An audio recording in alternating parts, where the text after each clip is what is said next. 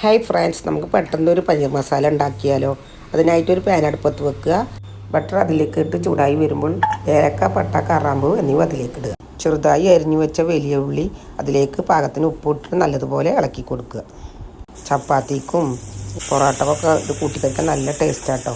കഴിഞ്ഞ വീഡിയോയിൽ ഞാൻ ഇട്ടിരുന്നു പനീർ എങ്ങനെ ഉണ്ടാക്കുക എന്നുള്ളത്. എല്ലാവരും കണ്ടു കാണുമെന്ന് വിചാരിക്കുന്നു.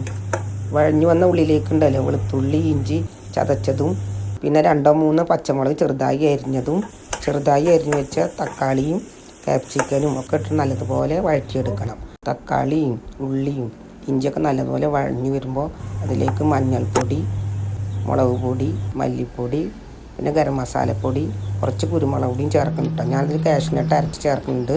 എല്ലാ മസാലയും ചേർത്ത് നല്ല പച്ചമണം മാറുന്നവരെ ഇളക്കി കൊടുക്കുക. അതിലേക്ക് പനീരിട്ട് അരച്ച് വെച്ച കാഷ്നട്ടും ചേർത്ത് നല്ലതുപോലെ തിളച്ച് വരുന്ന സമയത്ത് അതിലേക്ക് മല്ലിത്തല ഇട്ട് നമ്മുടെ പനീർ മസാല റെഡി.